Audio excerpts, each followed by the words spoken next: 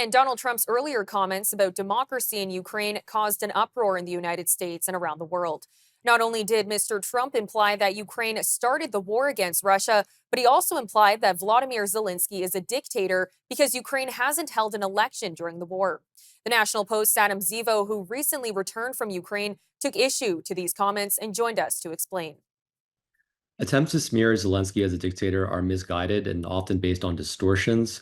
The decisions that Zelensky has made during the war are very much in line with historical wartime democratic norms. So critics will say that Zelensky is being autocratic because he hasn't held elections. When it comes to the elections, as of now, Ukraine's constitution forbids elections from being held during martial law. And martial law has been in effect since February 2022 because, in case people forget, there's been a widespread war that has led to 20% of the population of the country being occupied, and cities are routinely being hit by missiles. So by not holding elections, Zelensky is actually following the rules of his government rather than trying to redefine the Constitution or reopen the Constitution during a very unstable time. Now, this is nothing new. This is nothing special to Ukraine. It is very common for countries to not hold elections during wartime. That's what happened with the United Kingdom during World War II. And no reasonable person would say that Winston Churchill was a dictator. And in fact, during World War I, both the UK and Canada also suspended their elections. So would that mean that Canada devolved into dictatorship in the 1910s? No one would say that as well. Now, there are many commonsensical reasons why you don't want to hold an election during wartime. As of now, it's a total war, which means that any city in Ukraine is vulnerable to being attacked by a missile. Now, bear in mind, I spend most of my time in Odessa. I hear the explosions, right? And when there's an air raid alert, people can go to shelters. But if you have polling stations where you have a large number of people who are congregated, then you don't have the shelter to keep them safe, right? That capacity just isn't there. So you're creating opportunities for mass casualty events, which I don't think anyone would say is acceptable, right?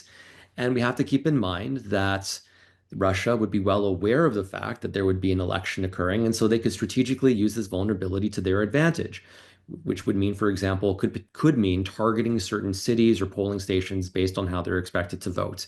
That's just one of the many different possibilities for how Russia could interfere in the election. Ukraine requires in-person voting, and so that means every single vote that is cast needs to happen in a building with observers. And the counting of these ballots needs to also be witnessed by third-party observers as well.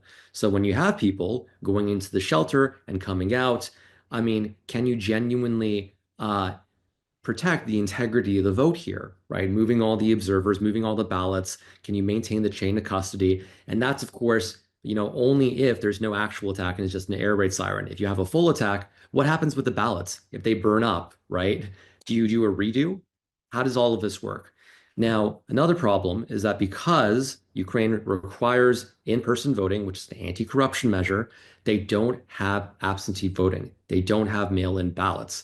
And that is a problem, first of all, because many people are internally displaced. So then you have to go and update your voter registries to figure out where the hell everyone is, and that's not easy. Then, on top of that, there are millions of Ukrainians who are refugees abroad, and they can't vote with mail. And what that means is they have to go to their nearest embassy or consulate to vote.